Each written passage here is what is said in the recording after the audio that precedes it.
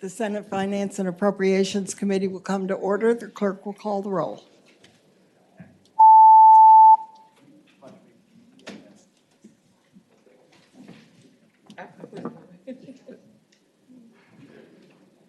Madam Chair, you have a quorum.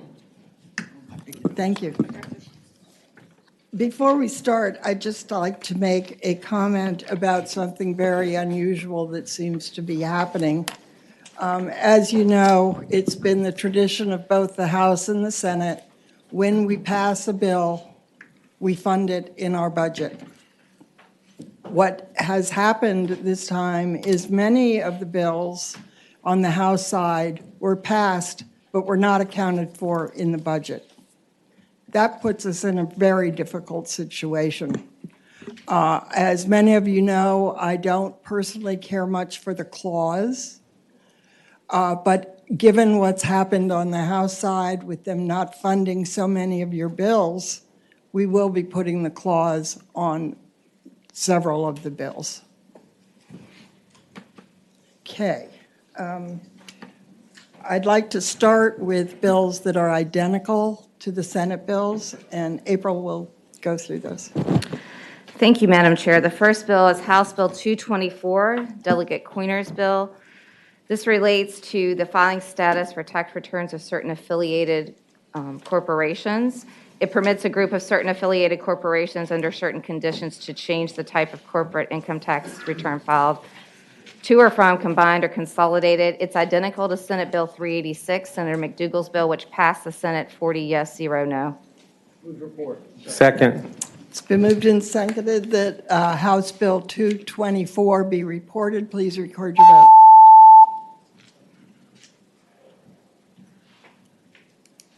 Ayes 14, no zero. Ayes 14, no zero. The bills are reported. All right, Madam Chair, the next bill, House Bill 228, Delegate Coiner's bill. This has to do with eliminating the authority of the Department of Juvenile Justice to establish juvenile boot camps. It is identical to Senate Bill 546, Senator Marsden's bill, which passed the Senate 35 yes, 5 no. It's been moved and seconded that House Bill 228 be reported. Please record your vote. Ayes 12, noes 2. Ayes 12, noes 2. The bill's reported. Madam Chair, the next bill, House Bill 20, Delegate Fowler's bill, has to do with the tax allocation for funding in the Virginia Spirits Promotion Fund. It reallocates a portion of that alcoholic beverage taxes from the general fund to this Virginia Spirits Promotion Fund. It is identical to Senate Bill 196, Senator Mason's bill, which passed the Senate 40 yes, 0 no. Move report. It's been moved and seconded that House Bill 20 be reported. Please record your vote.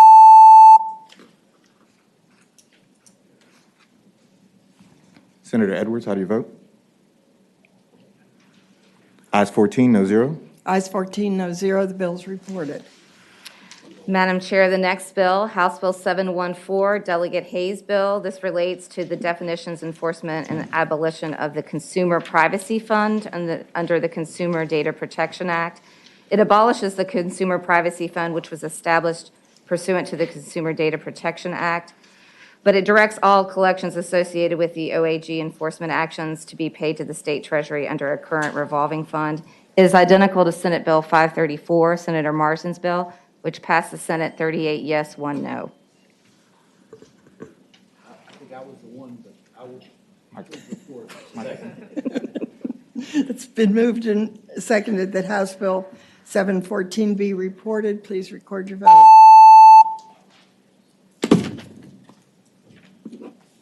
Ayes 13, noes 1. Ayes 13, noes 1. The bills are reported. Madam Chair, the next bill, House Bill 571, Delegate Krizik's bill, relates to electronic gaming terminals and penalties related to historical horse racing. It prohibits individuals under 21 years of age from wagering on horse races using the electronic gaming terminal or other electronic devices in a satellite facility. It is identical to Senate Bill 366, Senator Reeves' bill, which passed the Senate 40 yes, 0 no. Move report. It's Second. been moved and seconded that House Bill 571 be reported. Please record your vote.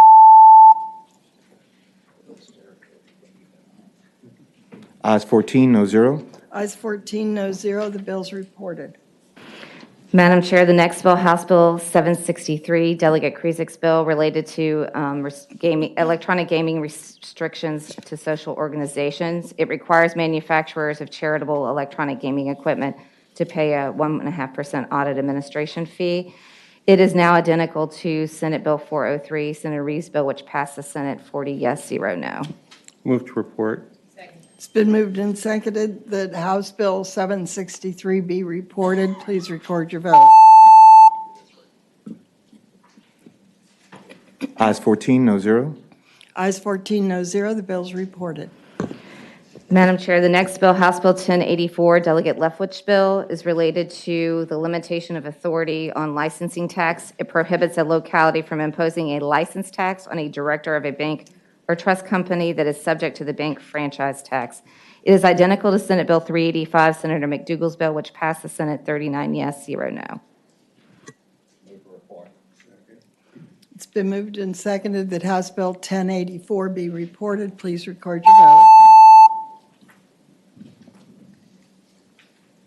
Ayes 14, no 0. Ayes 14, no 0. The bill is reported. Madam Chair, the next bill, House Bill 267, Delegate McNamara's bill, relates to surplus revenue at the local level. It provides that any locality may by ordinance return a surplus personal property tax revenue to the taxpayer in any fiscal year in which the locality reports a surplus. It is identical to Senate Bill 12, Senator Suderland's bill, which passed the Senate 39 yes, 0 no. It's been moved and seconded that House Bill 267 be reported. Please record your vote. Ayes 14, no 0. Ayes 14, no 0. The bill is reported. Madam Chair, the next bill, House Bill 472, Delegate McNamara's bill, relates to increasing the standard deduction for income taxes. It would increase for tax years 22 through 25, double the standard deduction from $4,500 to $9,000 for single filers and from $9,000 to $18,000 for married taxpayers. It is identical to Senate Bill 11, Senator Suderland's bill, which was continued for study in the committee on a vote of 11 yes, 3 no, 1 abstention. Is there a motion to continue, carry it over? It's been moved and seconded. Madam Chair. Sorry. Yes. Sorry to slow the train down. As you can imagine, I would hope we wouldn't do this, and the reason for that is because I would hope that we would have the tool available in conference. When we have made adjustments in this section of increasing the standard deduction, we have, in general, done it on a bipartisan basis, understanding that it helps those that are most in need, and we've also done it in the code. There has been, I know, a lot of pushback this year based on the fact of how much tax we're doing where, but to me, the better outcome for this would be to put it into conference, even if it has a reenactment clause on it, so that we can have it as a tool to put it in the code if we're inclined to do that. So I know that that's going to persuade all, but that's my drather.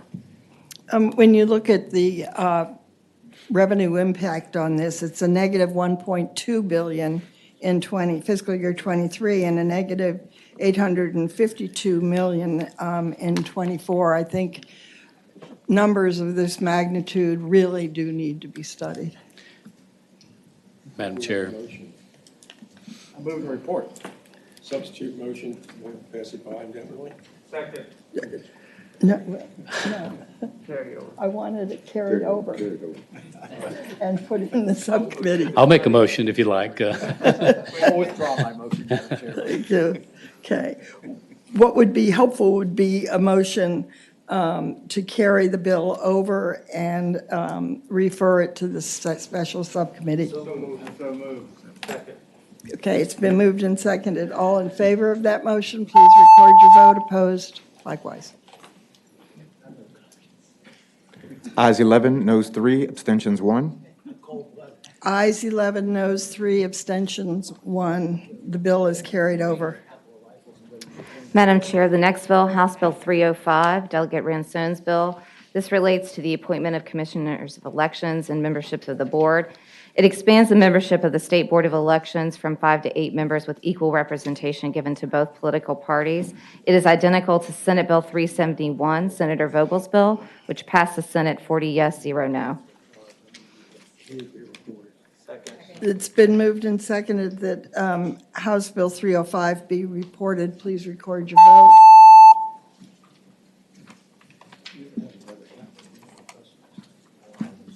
Ayes 12, noes 2, abstentions 1.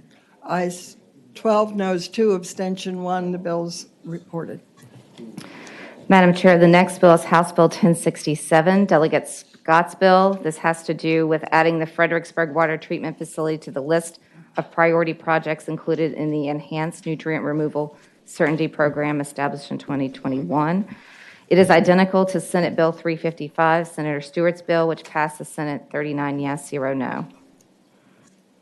Is there a motion on the bill? It's been moved and seconded that House Bill 1067 be reported. Please record your vote.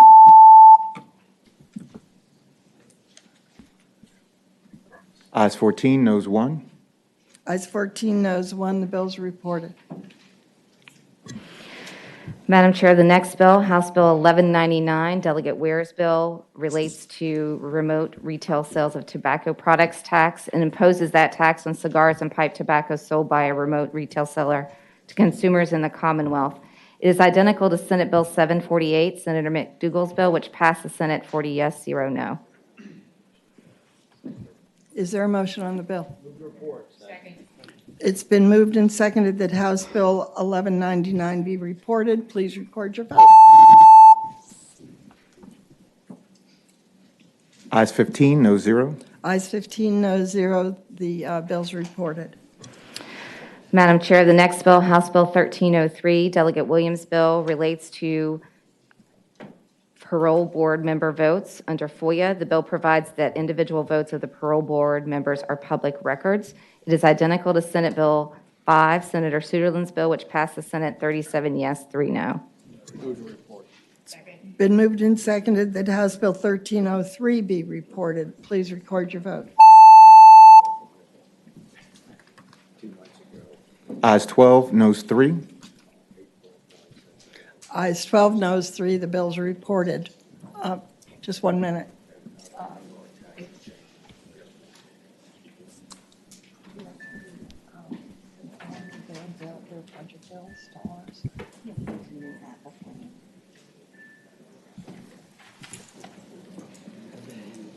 We have 2 rather significant bills also on the docket that need to be conformed to the Senate bill. The first one is House Bill 29, the caboose bill from the House. Is there a motion to conform?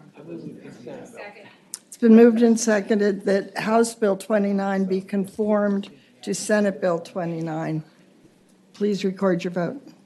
It's a voice vote. Aye.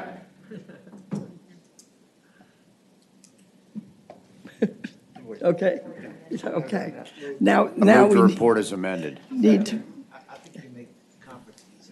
Okay, so the motion is to report House Bill 29 as amended. Please record your vote.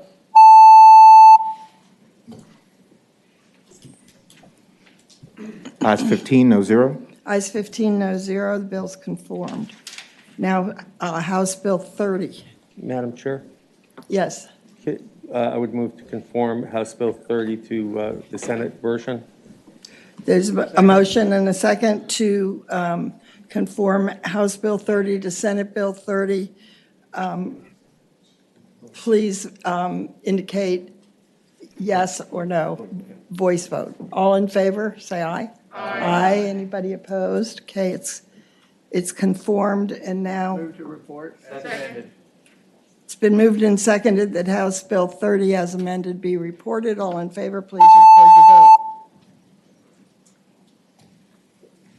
Ayes 15, noes 0. Ayes 15, no 0. The bill's reported. Okay. Yeah, let's do similar bills. Madam Chair, starting with the House bills that are similar to Senate Bill, House Bill 749 relates to the Virginia Sexual and Domestic Violence Victim Fund. The bill allows monies in that fund to be used for sexual assault service providers. A similar bill, Senate Bill 299, Senator Deed's bill, was continued in the committee on a vote of 15 yes, 1 to no. However, funding was included in the budget for a similar item at $500,000 per And year. Madam Chair, if you look at this bill, the language that tied the funding to the appropriation, or to the bill was cut out in the House. This is not the same bill. It just basically states the General Assembly's purpose, and I would hope we would consider this bill, putting this language in the code. I Okay. think it makes sense. It's a worthy purpose. The choice, I think, is, because we support the purpose of the bill, either to put it in budget language or to pass the bill. Okay, so is there a motion, one way or the other?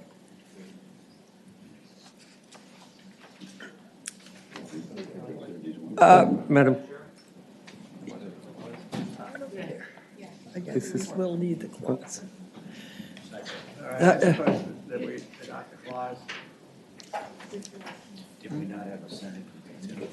It was my bill, yeah.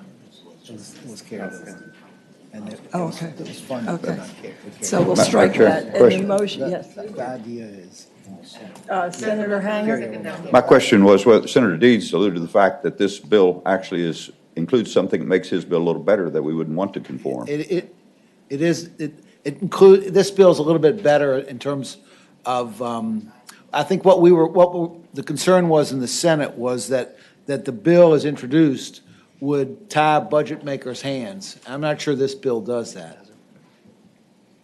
Okay. Move the bill be reported. It's been moved and seconded that House Bill 749 be reported. Please record your vote. Ayes 15, no zero. Ayes 15, no zero. The bill's reported. Madam Chair, the next bill, House Bill 1006. This is Delegate Brewer's bill related to deductions for business interest. It increases from 20% to 30% the Virginia individual and corporate income tax deduction for business interest disallowed. It is similar to Senator Evans' bill, which passed the Senate 40 yes, 0 no. His bill contained the clause in the budget. The language was changed to override the bill from 20% to 30%. I move that we conform the bill to Senator Evans' bill.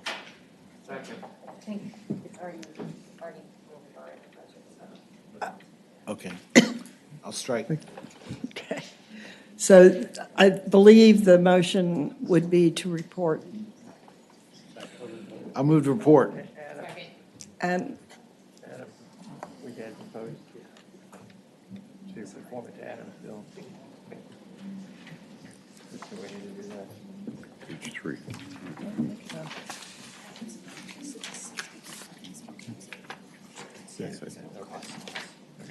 okay. Okay. So there is, I believe, a motion to report House Bill 1006. All in favor, please record your vote. Opposed, likewise. Ayes 15, no zero. Ayes 15, no zero. Bill's reported. Madam Chair, the next bill, House Bill 1155, relates to media-related exemptions under the sales and use tax. It expands the sales tax exemption for amplification, transmission, and distribution equipment used to provide internet services. It is similar to Senate Bill 683, Senator Marsden's bill, which passed the Senate, 38 yes, 0 no, 1 abstention.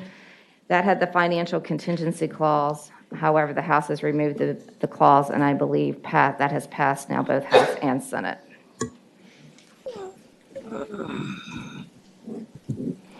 Given that situation, probably we should pass this bill.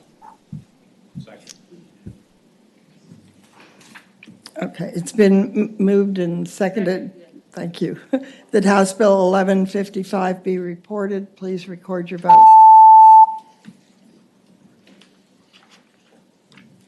Ayes 14, no 0, abstentions 14. 1.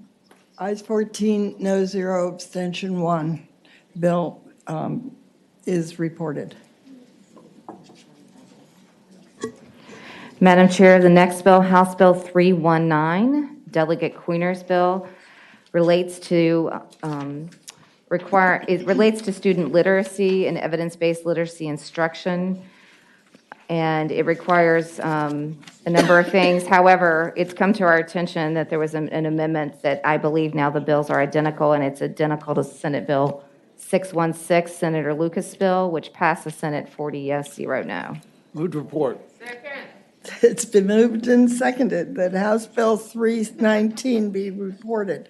Please record your vote. Ayes 15, no 0. Ayes 15, no 0, the bill's reported.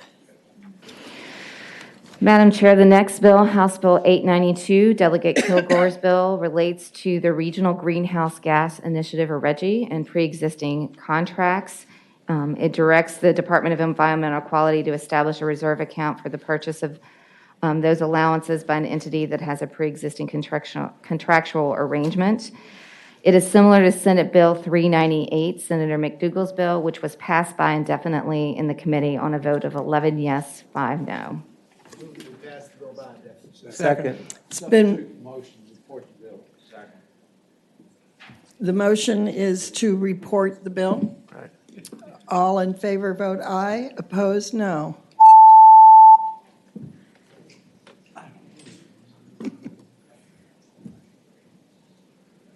Ayes 6, noes 9.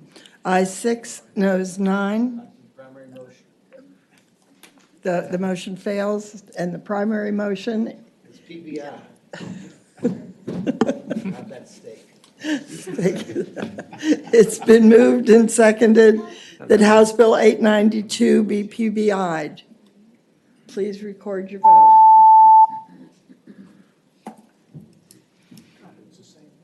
Ayes 9, no 6. Ayes 9, no 6. The bill is passed by indefinitely. Madam Chair, the next bill, House Bill 453, Delegate Knight's bill, relates to an MEI project. It authorizes in taxable year 2022 market-based sourcing for a certain property and information analytics firm, consistent with the terms and conditions of a memorandum of understanding and performance agreement with VEDP.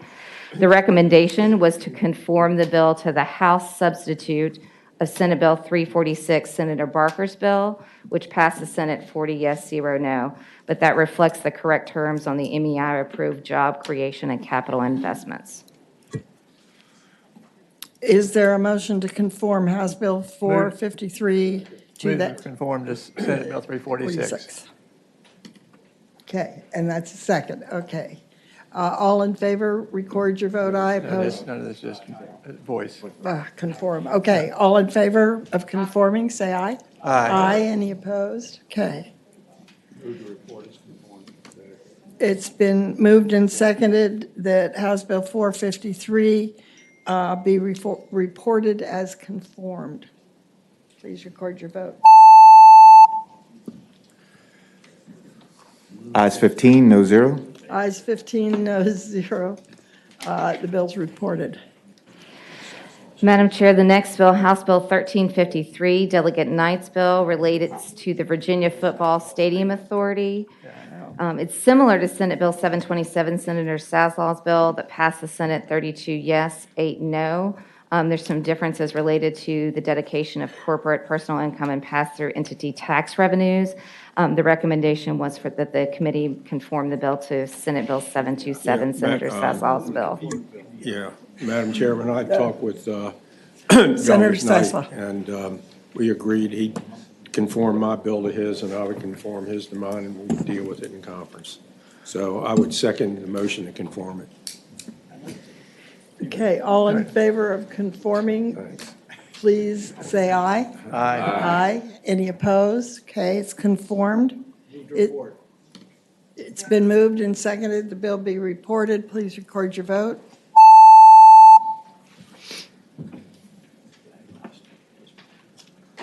Ayes 12, noes 2, abstentions 1. Ayes 12, noes 2, abstention 1. The bill's reported.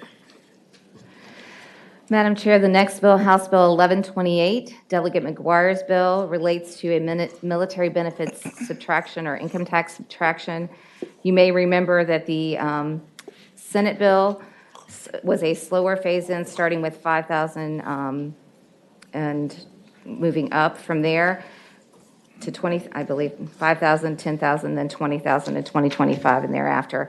The Senate bill had a lower revenue impact at $71 million in '23 and $78 million in 2024.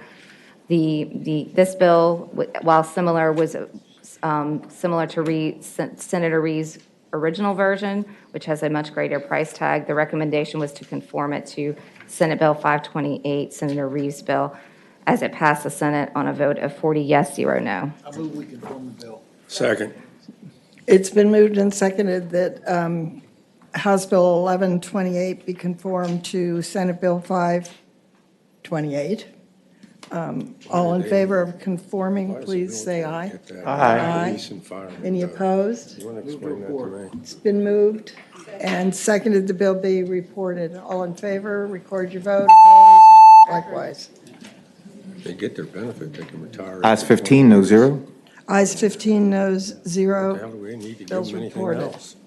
And no military. Madam Chair, the next bill, House Bill 90, Delegate McNamara's bill, is related to eliminating this tax on food purchased for human consumption and essential personal hygiene. It's similar to Senate Bill 451, Senator Boysko's bill, which passed the Senate 37 yes, 3 no. The reminder is, however, that Senator Boysko's bill only eliminates the state sales tax rate of 1.5%. Versus also eliminating the local.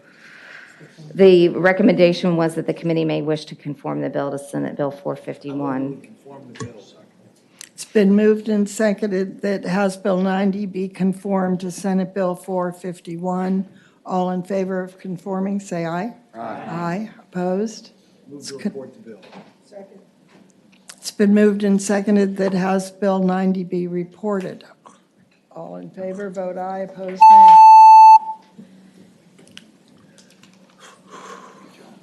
Ayes 14, no 0. 1. Noes 1. My apologies. Ayes 14, noes 1. Bill's reported. Madam Chair, the next bill, House Bill 1121, Delegate McNamara's bill, is similar to Senate Bill 692, Senator Peterson's bill, which relates to pass-through entities and a corresponding SALT, what we call a SALT workaround. I do believe, however, that the patron has a substitute. Yes, and if I might, Madam Yes. Chair, Senator Peterson. this has been kind of an ongoing project, and I believe in House Finance, there was the latest sub, which will enable us to marry up with what Department of Tax wants us to do, and I think the delegate could explain it more efficiently than I could. Yes, Madam Chair, I'd Delegate. be glad to go into as much detail as desired, but Senator Peterson did sum it up. We did create a new substitute for Senator Peterson's Senate Bill 692, passed it out of House Finance. Essentially, it goes back and cleans up code, or cleans up the bill a little bit to correct some inadvertent changes, people that we had left out that we didn't intend to leave out. I would say that the substitute was not generated by either Senator Peterson or myself, but really was a result of tax working with the CPA group and to try to figure out how to best implement the procedure. I can go into a lot of detail on exactly what the changes were if desired. I'd be glad to do that if the committee would like. Let me just, But I would, I'll cut to the chase. Senator Peterson, and then I'd like April to speak. Yes, the chase is that you will file an ordinary 2021 tax return if you own a small LLC or small closely held business, and then you'll be able to go back and amend next year your 21 return so we can capture this, what I'll call a windfall from the federal government. And with that, I move that the House substitute, the substitute that was passed in House Finance, I'd move that we conform to that. Okay, before we act on that, I would like to hear from April. Madam Chair, just to reiterate the differences, as Senator Peterson and Delegate McNamara were discussing, it allows for that election for tax year 21. The original bill Senator Peterson had was 22. It includes certain entities that they mentioned that related to that definition of qualifying pass-through entity. It removes the subtraction component, and for the pass-through entities with income sourced outside of Virginia, there was a potential issue related to the tax base where income was sourced outside of Virginia, and so that's clarified here. The difference is, I will tell you, there was $600,000 roughly between the 2 years of the biennium in the Senate budget. This increases the cost by about $380,000 for a total of about $1 million related to administrative costs for tax. Okay. So is there a motion? I move that we report, and can we report a version that's in the other body, or? It's in, yeah. Madam Chair, we had a substitute Oh, here. okay. We have the correct substitute? I move that we report the substitute if we've already adopted it. We have? Okay. I move that we report the substitute. No, we did. We haven't, okay. I move that we adopt the substitute. Is there a second? It's been moved and seconded that the substitute be adopted. All in favor, please say aye. Aye. Any opposed? It's adopted. And then I move that we report the substitute. It's been moved and seconded that that House Bill 1121, the nature of a substitute, be reported. Please record your vote. I-16, no zero. I-16, no zero. It's reported. Madam Chair, the next bill, House Bill 857, Delegate Reed's bill, relates to institutions of higher education tuition grants under the Virginia National Guard. This shifts the model away from the standard scholarship to a reimbursement program. It's similar to Senate Bill 71 Rough, which passed the Senate 40 yes, 0 no. The recommendation was that the committee conform to Senate Bill 71 as passes. Is it already conformed? Never mind, it's already conformed. It's been moved and seconded that House Bill 857 be conformed to Senate Bill 71. Oh. All right. Okay, so is there a motion to report? It's been moved and seconded that House Bill 857 be reported. Please record your vote. I-16, no zero. I-16, no zero. The bill's reported. Madam Chair, the next bill, House Bill 935, Delegate Robinson's bill, relates to refunds for individuals or married persons filing a joint return. You may recall that Senator Hanger had Senate Bill 579, which passed the Senate 40 yes, 0 no, which stripped the specific amounts. The Senate budget had the amounts at $250 for individuals and $500 for married filing jointly for a rebate. This bill has $300 for individuals and $600 for married filing jointly. The recommendation was to conform to Senate Bill 579, Senator Hanger's bill. Second. It's been moved to conform. All in favor, please say aye. Aye. Any opposed? It's conformed. Is there a motion on the bill? It's been moved and seconded that House Bill 935 as amended be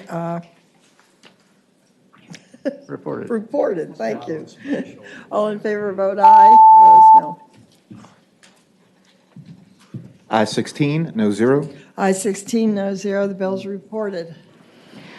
Madam Chair, the next bill, House Bill 551, Delegate Scott's bill. This is related to a retail sales and use tax exemption for medicine and drugs purchased by veterinarians. It is similar to Senate Bill 517, Senator Lucas's bill, which passed the Senate 39 yes, 0 no. The recommendation was to conform to Senator Lucas's bill, Senate Bill 517, which has the sunset date consistent with committee policy of 2025. So moved, Madam Chair. Second. It's been moved and seconded that House Bill 551 be conformed to Senate Bill 517. All in favor, say aye. Aye. Aye. Any opposed? It's Move the bill be conformed. reported. It's been moved and seconded that House Bill 551 as amended be reported. Please record your vote. I-16, no zero. I-16, no zero. The bill's reported. Madam Chair, the next bill, House Bill 1239, Delegate Scott's bill, relates to a machineries and tools and merchants capital tax under tangible personal property. It adds for taxable years beginning on and after January 1, 2020, additional items of tangible personal property declared as separate for local taxation purposes. It has an emergency clause. It's similar to Senate Bill 771, Senator Stewart's bill, which passed the Senate 40 yes, 0 no. The recommendation was to conform to Senator Stewart's bill. It's been moved and seconded that House Bill 1239 be conformed to Senate Bill 771. All in favor, say aye. Aye. Opposed? It's conformed. Is there a motion on the bill? It's been moved and seconded that House Bill 1239 as amended be reported. Please record your vote. Ayes 16, no zero. Ayes 16, no zero. Bill's reported. Madam Chair, the next bill, House Bill 657, relates to waste coal piles and the identification by the Department of Energy related to the number and the volume.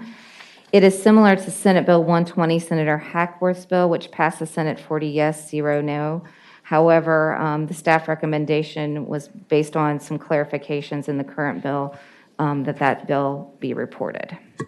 So moved, Madam Chairman. I note that there is no funding for this in the House budget. Madam Chair, that is correct. The Senate budget provides $500,000 in fiscal 2023 for those proposed assessments. Move the clause. Second. It's been moved and seconded that the clause be adopted. All in favor, say aye. Aye. Aye. Any opposed? No. The ayes have it. The clause is put on. It's been moved Second. and seconded that House Bill 657 as amended be reported. All in favor, please record your vote. Aye. Opposed, nay. Ayes 16, no zero. Ayes 16, no zero. The bill is reported. Madam Chair, the next bill, House Bill 1173, Delegate Ware's bill, relates to replacing the current provisions of the Virginia Overtime Wage Act with certain provisions, and it relates also to definitions. There was a similar bill, Senate Bill 631, Senator Barker's bill, which passed the Senate 32 yes, 8 no. The recommendation, though, was to conform to the current version of Senate Bill 631 to pick up some technical amendments, and I believe Lisa either has an amendment or a substitute. I move the substitute. It's been moved and seconded the substitute be adopted. All in favor, please say aye. Aye. Any opposed? It's adopted. Yeah. We did, yeah. Yeah, and second, the motion to report as amended. It's been moved and seconded that House Bill 1173 be reported as amended. All in favor, please record your vote aye. Opposed, nay. Ayes 13, noes 3. Ayes 13, noes 3. Yes, thank you. The bill's reported. Madam Chair, the next bill, House Bill 348, Delegate Watt's bill, relates to tax returns of affiliated corporations. It's similar to Senate Bill 386 that Senator McDougal had. The difference is this bill permits a group of affiliated corporations that file on a basis for at least the preceding 12 years. Senator McDougal's bill had the same basis for 20 years and had some other amendments as well. The recommendation was for the committee to conform to Senate Bill 386, Senator McDougal's bill. It's been moved and seconded that House Bill 348 be conformed to Senate Bill 386. All in favor, please say aye. Aye. Aye. Any opposed? It's conformed. Second. It's been moved and seconded that House Bill 348 be reported as amended. Please record your vote. I-16, no zero. I-16, no zero. Bill's reported. Madam Chair, the next bill, House Bill 1144, Delegate Weber's bill, relates to lowering the rate of tax on both gasoline and diesel fuel. You may recall it's similar to Senate Bill 541, Senator Peake's bill, which was PBI'd by the committee on a vote of 12 yes, 4 no. The House budget does not provide an explicit downward non-general fund adjustment to reflect the bill. Would it be PBI? Second. It's been moved and seconded that House Bill 1144 be PBI'd. Please record your vote.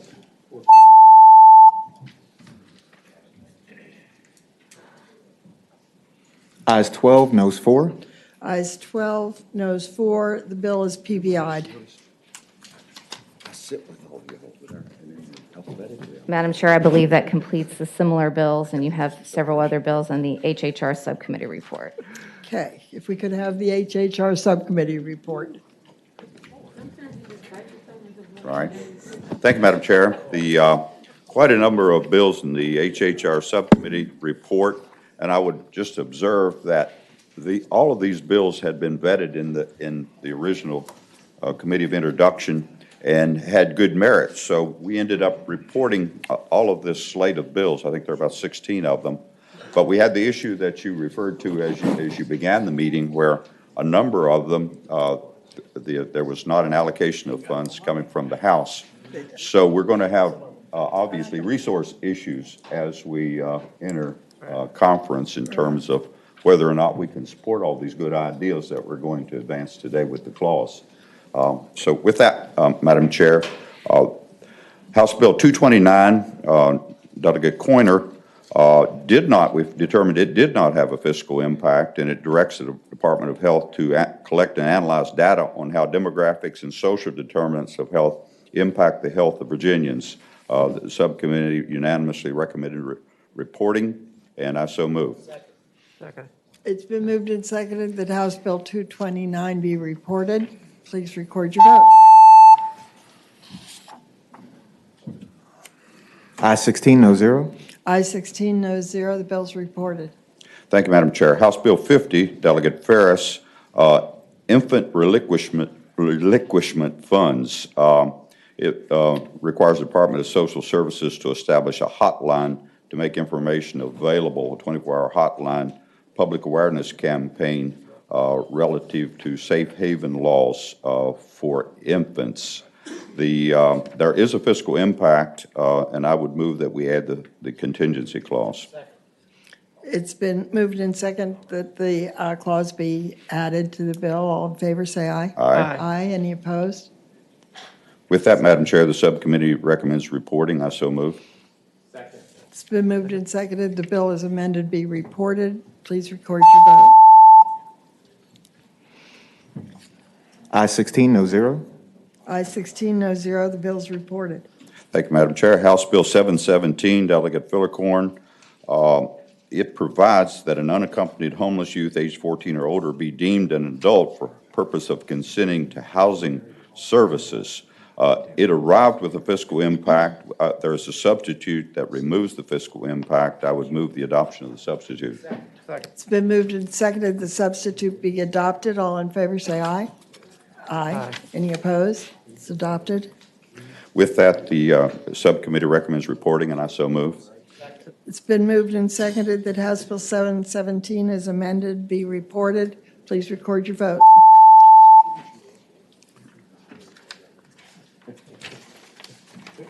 I-16, no zero.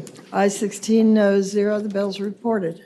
Thank you, Madam Chair. The House Bill 716, Gudaitis, was similar or identical, actually, to Senate Bill 307, and we have included money in the budget for that. The House did not. It's for kinship care, and it establishes an appeal process when child kinship foster care is denied. The good merits of the bill, we recommended reporting, and it was a minor amount, and we're not going to contest this one, I suppose. So the subcommittee recommended reporting, and I so move. Second. It's been moved and seconded that House Bill 716 be reported. Please record your vote. Ayes 16, no zero. Ayes 16, no zero, the bill's reported. House Bill 91, Delegate Head, removes the requirement that the Board of Health prescribe a reasonable fee for a certificate of birth resulting in stillbirth. It was a very minimal revenue loss, and the subcommittee recommends reporting. I so move. Second. It's been moved and seconded that House Bill 91 be reported. Please record your vote.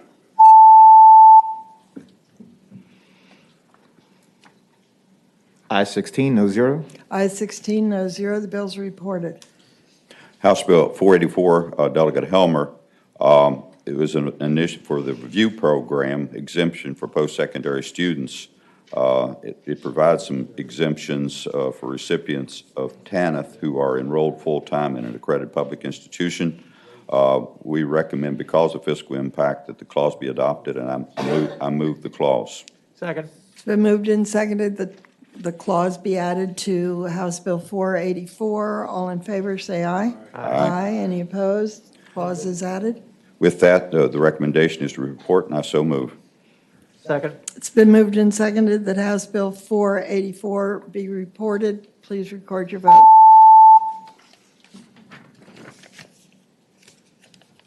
Ayes 15, noes 1. Ayes 15, noes 1. The bill's reported. Senate Bill 769, Delegate Hodges. It requires Department of Health to manage and enforce on-site sewage pump compliance in certain localities that are susceptible to failures. It does have a fiscal impact, but oddly enough, both the House and Senate included the money in the budgets, so I recommend reporting. I so move.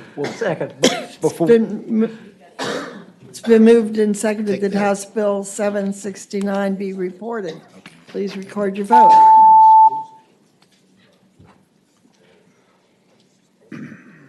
Ayes 16, no zero. Ayes 16, no zero. The bill's reported. Thank you. House Bill 680, Delegate Hope, deals with brain injury medical assistance services and is a case management service plan for individuals with severe brain injury.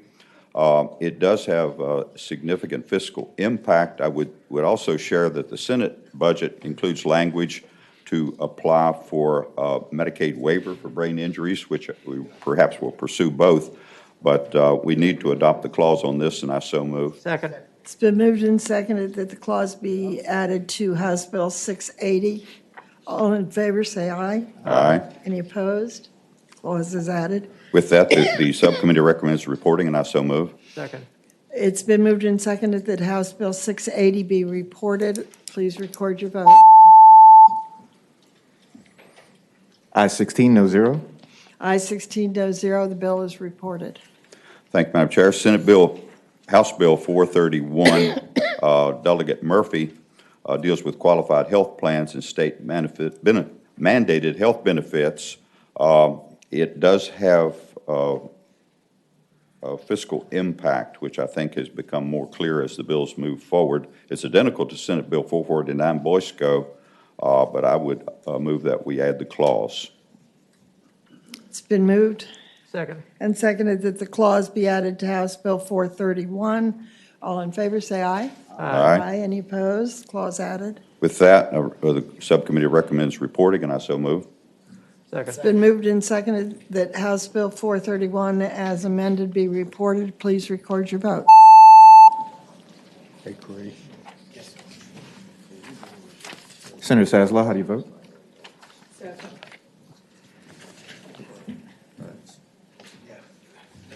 I'll close the vote. I will note your vote as a yes. Ayes 16, no zero. Ayes 16, no zero. The bill's reported.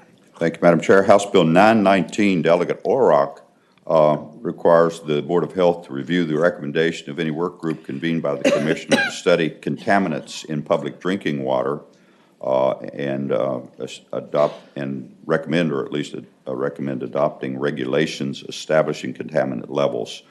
There is a fiscal impact. We did have amendments and okay, and I move that we adopt the clause. It's been moved and seconded that the clause be added to House Bill 919. All in favor, say aye. Aye. Aye. Any opposed? Clause is added. And I need to ask staff, we had another amendment too, I believe. Yeah, Is that- Madam Chair, Senator Henger, yeah, there were a few other clarifying amendments about how you would, that they would actually use available funding and other grants from the EPA to kind of clarify what the work group would utilize. Madam Chair, I would move that we adopt the clarifying amendments. Second. It's been moved and seconded the clarifying amendments be agreed to. All in favor, please say aye. Aye. Any opposed? With They're that, the subcommittee recommends reporting, and I so move. Second. It's been moved and seconded that House Bill 919, as amended, be reported. All in favor, record your vote. Aye. Opposed, nay. I-16, no zero. I-16, no zero. The bill's reported. Thank you, Madam Chair. House Bill 1323, also Delegate Auerbach, deals with initiation of treatment and dispensing and administration of vaccines, requires the Department of Medical Citizen Services and accident and sickness insurance providers to provide reimbursement for the initiation of treatment or dispensing of administration of vaccination by a pharmacist, pharmacy technician. There is no fiscal impact that we determine, so we recommend reporting. I so move. It's been moved and seconded that House Bill 1323 be reported. Please record your vote.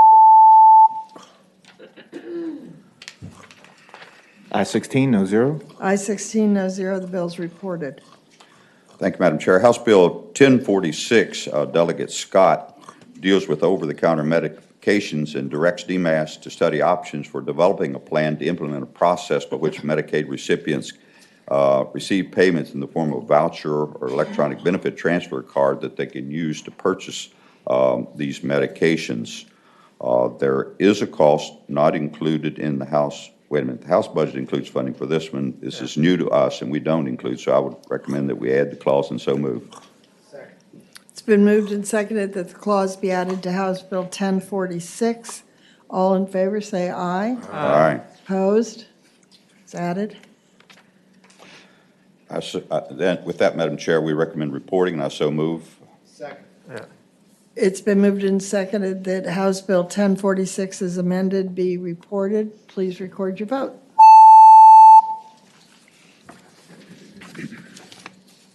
I-16, no zero. I-16, no zero. The bill's reported. Thank you, Madam Chair. And finally, House Bill 1270, Delegate Sickles, deals with SNAP benefits. It would require the Department of Social Services to set up a program where incarcerated individuals can apply while still incarcerated so that that funding may be available to them upon release from their incarceration. It does involve a fairly significant cost, which the House did not include, so I move that we adopt the clause. It's been moved and seconded the clause be added to House Bill 1270. All in favor, please say aye. Aye. Any opposed? With that, the committee recommend reporting, and I so move. It's been moved and seconded that House Bill 1270 as amended be reported. Please record your vote. I-16, no zero. I-16, no zero. The bill's reported. That completes our report, Madam Chair. There are three more. I do. Yes. Where are they at? Tran and Walker. Data, Tran, Wait a minute. and Wampler. 349. Here. Oh, my summary dear, missing a page. All right. I got more, Madam Chair. The, You just like to spend money. Right. Delegate Tata, oh yes, Delegate Tata had a very good bill, which unfortunately, dealing with foster care for housing support for persons between 18 and 21. And it also did not include funding, well, rather the House included funding that was going to come from the Housing Trust Fund, which we thought might be problematic. So we would like to add the clause, and I so move. Second. It's been moved and seconded the clause be added to House Bill 349. All in favor, say aye. Aye. Any opposed? Okay. Senator Hanger. With the adoption of that amendment, the subcommittee recommends reporting, and I so move. It's been moved and seconded that House Bill 349 as amended be reported. Please record your vote. I-16, no zero. I-16, no zero, the bill's reported. Thank you, Madam Chair. House Bill 1071, Delegate Trans Bill, required a determination of patient eligibility for financial assistance. Again, a good idea, actually identical to a Senate bill from Senator Vivola, but there is no funding that I'm aware of in the House budget. So I move that we adopt the financial contingency clause. Second. It's been moved and seconded that the clause be added to House Bill 1071. All in favor, please say aye. Aye. Aye. Any opposed? Clause is added. Thank you, Madam Chair. And with that, I recommend reporting. It's been moved and seconded that House Bill 1071 as amended be reported. Please record your vote. I-16, no zero. I-16, no zero, the bill's reported. Thank you, Madam Chair. And finally, Senate Bill 653, Delegate Wampler for foster care to establish, DSS to establish and implement a collaborative local board placement program. His thought was if there is more collaboration at the local level that we would be able to save money on placements. There was not money included in the House budget or in the Senate budget, and we struggled with this. It's a good idea, but we're going to have to address it, obviously, if we can find resource in the conference committee. So we recommended adopting the financial contingency clause, and I so move. Second. It's been moved and seconded that the clause be added to House Bill 653. All in favor, say aye. Aye. Aye. Any opposed? And with that, the subcommittee recommends, and I so move that we report Senate Bill 653 as amended. The motion is to report House Bill 653 as amended. All in favor, record your vote aye. Opposed, nay. I-16, no zero. I-16, no zero, the bill's reported. Thank you, Madam Chair. And that does complete our report, unless somebody else has another page here that I haven't seen. Okay.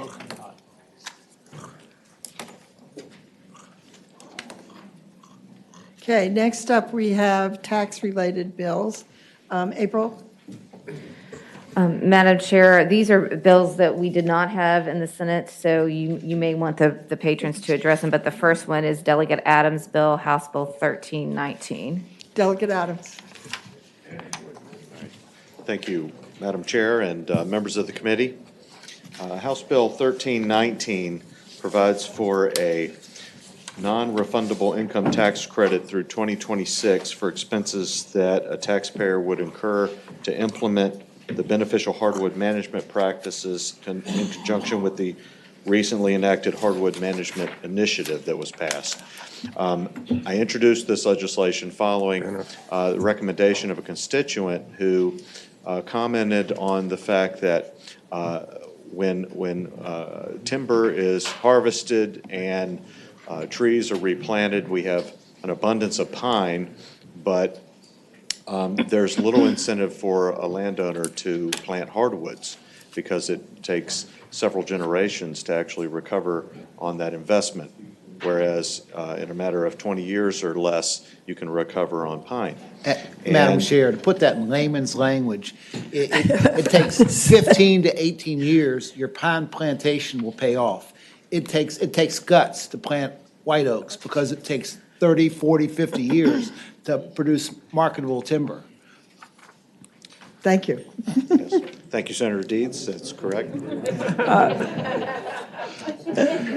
And so, once I introduced this legislation, I learned that it was very popular among those in the industry who have recognized this difficulty, and so it's gained the support of agribusiness, Farm Bureau, Virginia Forest Products Association, and others. And I would hope that this committee will act favorably on the legislation. Madam Chair. Just let me say that your sunset is not consistent with ours. They're not very different, but I would like this to be sunset in 2025. And that's consistent with all our other ones. Okay. Senator Peterson. Well, I guess my question is, and I understand it's a long-term investment to raise a successful hardwood tree. It's also a long-term investment to raise a child, and you don't get a credit on most of those expenses. So I guess what's unique about hardwoods that, say, is not unique about any other ag product or business or childcare expense, for example? Madam Chair, Senator Peterson, what I would say is that hardwoods are important, for a couple of reasons. And this was recognized with the initiative that was passed a few years ago. There's an economic reason for it, for the products that they provide, but also an environmental reason in terms of protecting watersheds, providing clean air, filtering out pollutants. And so, there's, in addition to the aesthetic value that we attribute to a lot of our hardwoods, there's both economic and environmental concerns. Follow-up question. Yes, Senator Peterson. So this is a green bill? Yes, considering the audience is a green bill.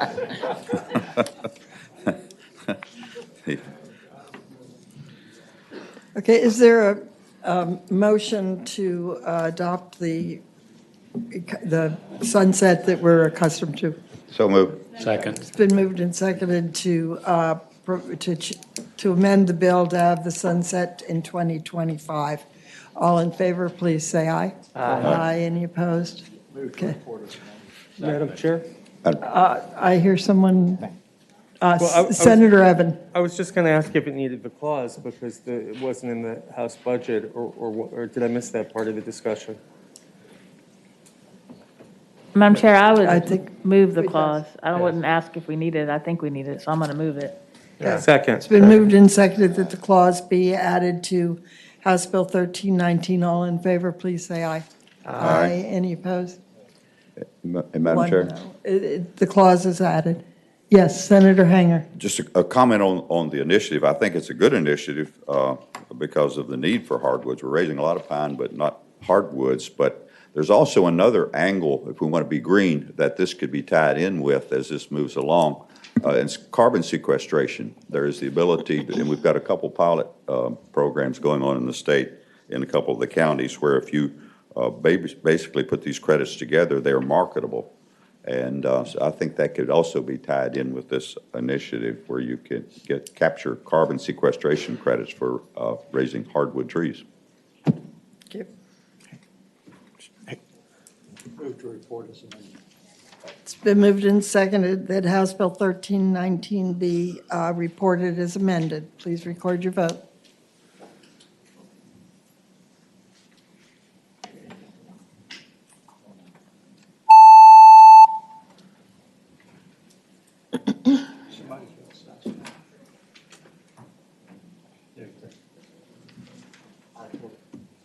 Ayes 14, noes 2. Ayes 14, noes 2. The bill's reported. Thank you, Madam Chair. Thank you. Senators.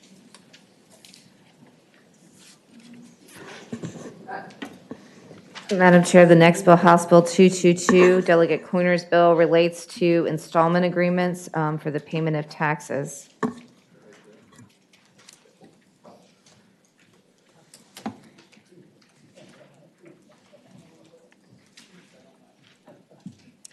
This is a bill that probably should be going to the, our special tax subcommittee to look at the various options that we're going to have with that.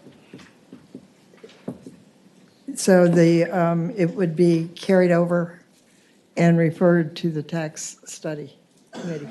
Yeah, I move to carry over the bill for the year and to refer it to the joint subcommittee that will be studying tax initiatives, so. Is there a second? All in favor, please say aye. Aye. Aye. That's a recorded vote. That's a recorded, okay.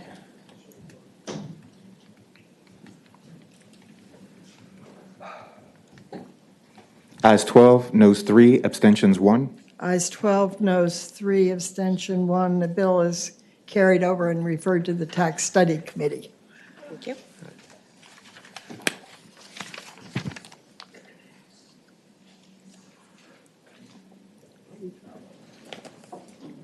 Madam Chair, the next bill, House Bill 1308, Delegate Fowler's bill, relates to entitlement to revenues from tourism projects for the sales and use tax. Delegate Fowler's here.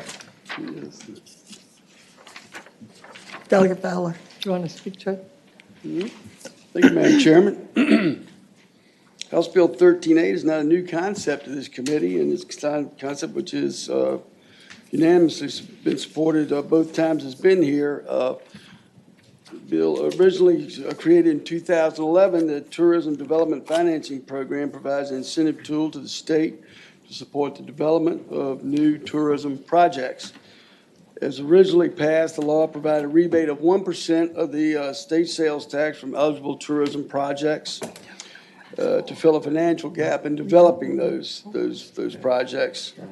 Again, the state sales tax must be matched by a 1% contribution by the host locality, another 1% by the developer. Madam Chairman, the rebates do not go to the project developer, but instead are paid to an economic development authority or other financing entity. The statute was amended in 2015 by Senator Norman to create a new tier for tourism projects valued at over $100 million. Such projects are able to receive a 1.5% rebate. Madam Chairman, this program has been successfully used for projects across the state, including the redevelopment of the Cavalier Hotel in Virginia Beach, the Main in Norfolk, Eagle Village in Fredericksburg, and the Sessions Hotel in Bristol. House Bill 1308 would create a third tier of eligible tourism projects valued at over $500 million and would create at least 500 jobs. Projects in this tier would be eligible for a 2% rebate. The local developer must also match the increases to 2%. And Madam Chairman, to be clear, under this program, only new sales tax, not other state taxes like the income tax, are recaptured and used to support tourism projects. The job creation threshold in House Bill 1308 is a new requirement for this new tier to further ensure the financial viability of the program by enhancing the economic impact of eligible projects. The financing supported by this tool are not state debt or local debt, and the revenues only exist because of the new tourism project. Given the significant impact of COVID has had on the tourism sector, I hope that you will support enhancing this tool to help the industry grow in the Commonwealth. And again, I have some folks here that can answer some specific questions that the committee may have. Madam Chairman? Madam Chair? Yes, Senator Evan. If I could ask a question, and I don't know if this is of staff or of the patron.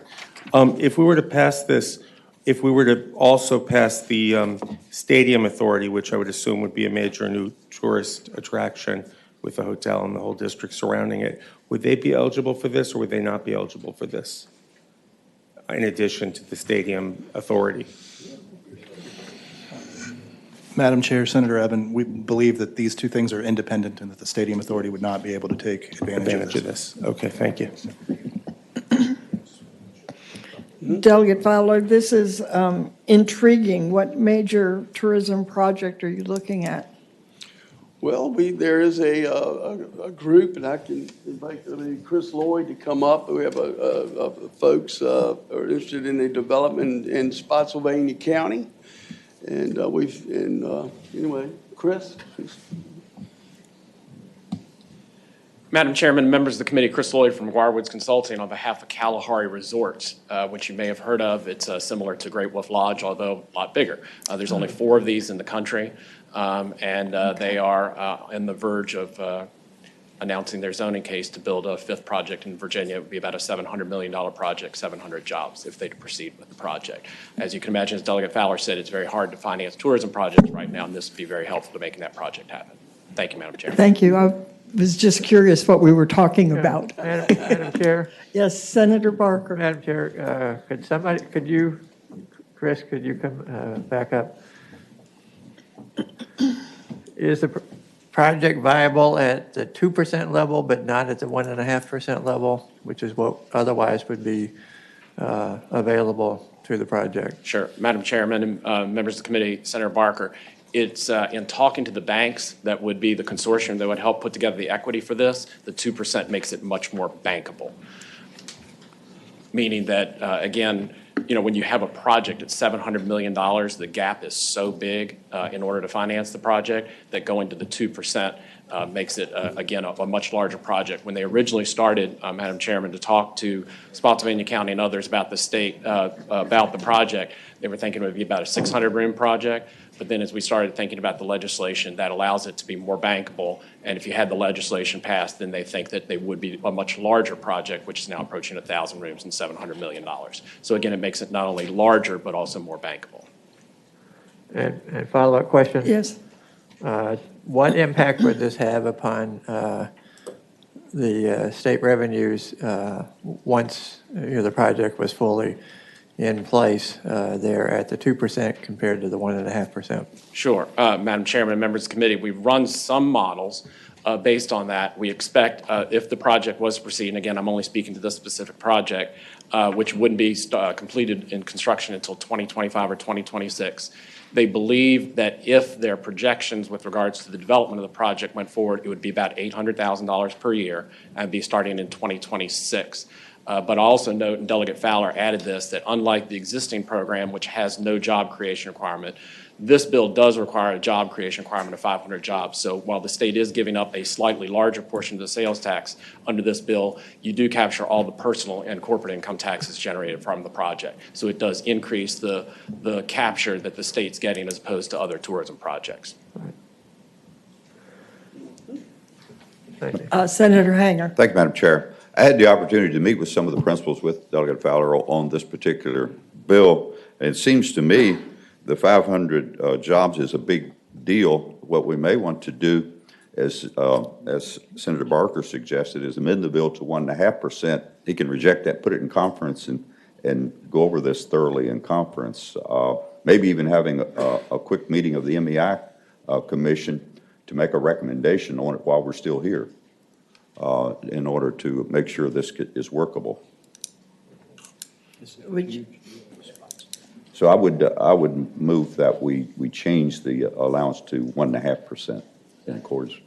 It's been moved and seconded that we amend the bill to change the allowance to 1.5%.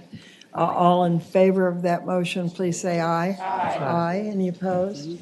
No. Okay, that amendment passes. Madam Chair. Yes, Senator Newman. I'm not seeing, is there a time frame where this ends? In other words, is there a sunset on this, or is this going to be in perpetuity? Madam Chairman, members of the committee, Senator Newman, the law provides and always been that the entitlement ends no longer than 20 years or as soon as the debt's paid off. Madam Chair, my question is a little different, and that is that for those to get into this program, is there a sunset on the provision to allow those to enter? In other words, is there any sunset on, not when it expires, but when it gets? No, there's no sunset on the bill, no. So another entity could come and qualify for the program.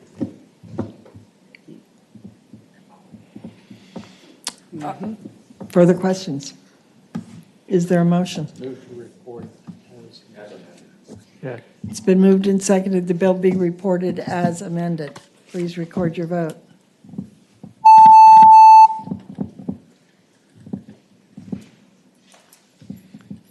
Ayes 16, no zero. Ayes 16, no zero. We It's thank reported. the committee. Thank you, Madam Chairman. Thank you. Delegate Greenhall. Well, as we amended, it's pretty consistent with what I've already done, but I think that should be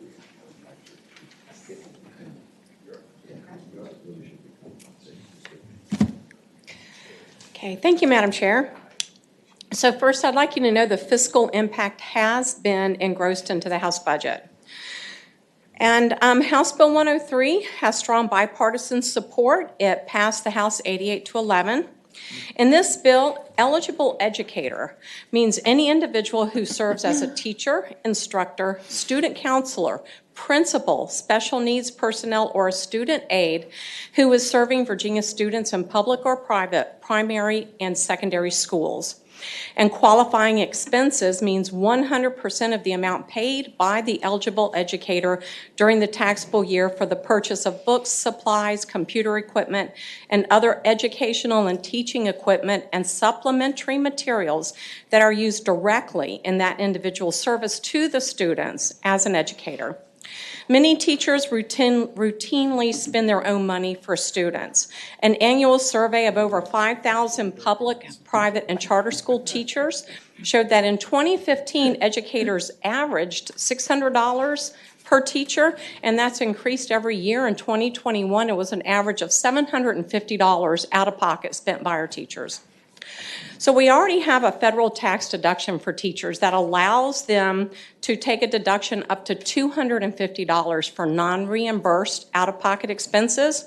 So House Bill 103 provides a similar $500 Virginia deduction that is for items not claimed on the federal return. So public school teachers who claim $250 on their federal return could claim an additional $250 of out-of-pocket expenses on their Virginia return. And private school teachers who are not on the federal could deduct up to $500 on their Virginia return.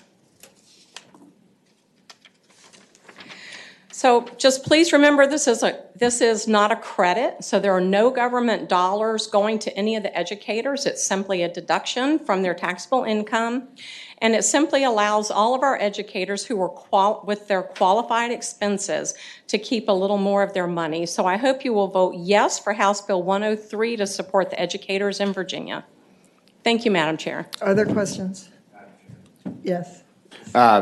Delegate, is it your expectation that teachers will itemize this?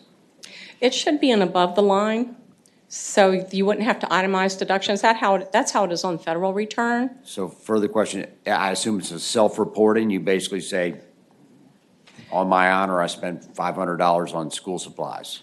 Well, they will be required to have receipts if they were questioned. Yes, sir. Okay.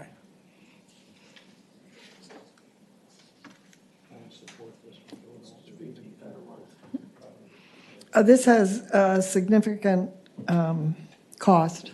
The estimate is $3.5 million. Yes, ma'am. So, yes. Yes. May I comment on that? No. Okay. It's been moved and seconded that the clause be added to the bill. All in favor, please say aye. Aye. Any opposed? What? Sticking up for his daughter. Okay, so the clause has been added to the bill. Is there a motion on the bill? It's been moved and seconded that House Bill 103 as amended be reported. Please record your vote. Aye 16, no zero. Aye 16, no zero. The bill's reported.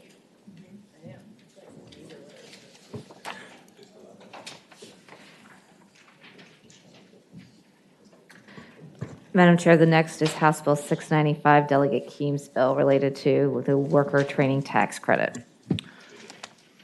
Good morning, Madam Chair, members. Yes. Yeah, so House Bill 695 would extend the existing tax credit for workers' training from 2022 to 2025. The only other substantive change that we've made is added an amendment at the request of the Manufacturing Association to expand the partnerships that we can have with colleges and universities that have worker training type programs, apprenticeship programs, so that we can have a more robust recruiting process for people that might be able to take advantage of this. We asked if we needed a budget amendment when I first introduced this, and at least on the House side, the Appropriations Committee told us that we didn't need a budget amendment since this is an ongoing tax credit that has $1 million cap and has not been utilized up to $1 million in the past. Thanks.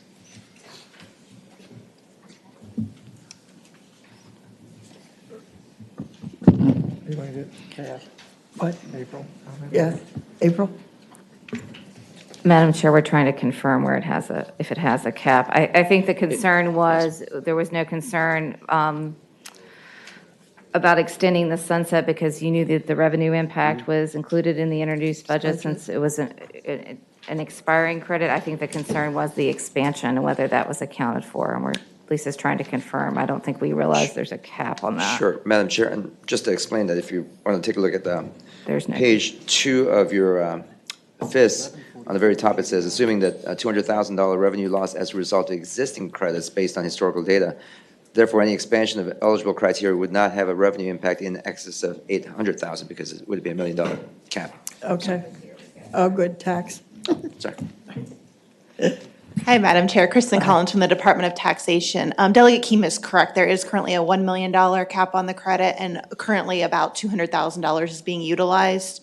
So the maximum of this credit would increase that utilization is $800,000, and it may be less than that. Okay. Is there a question to Ms. Collins? Okay. Is there a motion on the bill? It's been moved and seconded that House Bill 695 be reported. Please record your vote.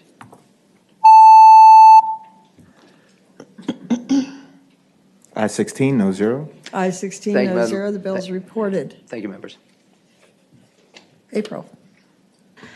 Madam Chair, the next bill is House Bill 1083, Delegate Lefwich bill, and it relates to tax assessment notices. Good morning, Yes, Madam Chair, Delegate. members of the committee.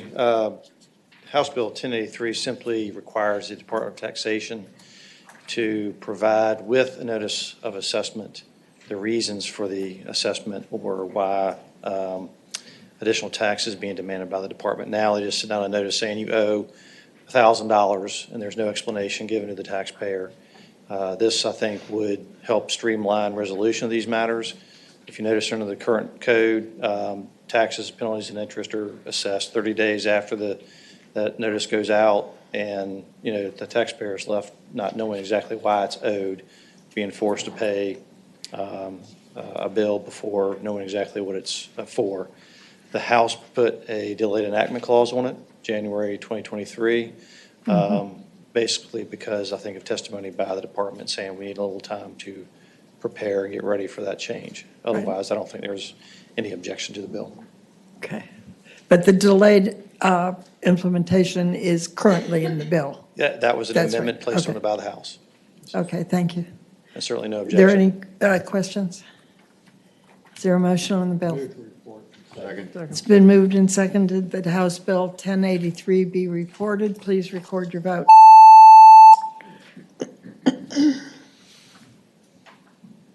Thank you, Madam Chair, members of the committee. I-16, no zero. I-16, no zero. The bill is reported. Madam Chair, the next bill is House Bill 402, Delegate Willette's bill related to a landlord participation tax credit. Yes, Delegate. Good morning, Madam Chair and members of the committee. HB 402 simply allows landlords across Virginia the ability to access what is called the Communities of Opportunity tax credit. Currently, that program is available only in metropolitan areas like Richmond and Northern Virginia. This bill would make the benefit available for affordable housing consumers and providers in small towns and rural areas across the state. And I should note, there is no fiscal impact with 402. The program currently has a $250,000 allocation, or you can have credits up to $250,000, and that's capped. Okay. Are there questions? Madam Chair, this is going to close. It is capped. So we just need a motion to report, I believe. So moved. It's been moved and seconded that House Bill 402 be reported. Please record your vote.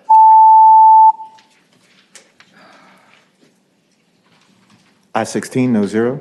I-16, no zero. The bill's reported. Thank you, Madam Chair.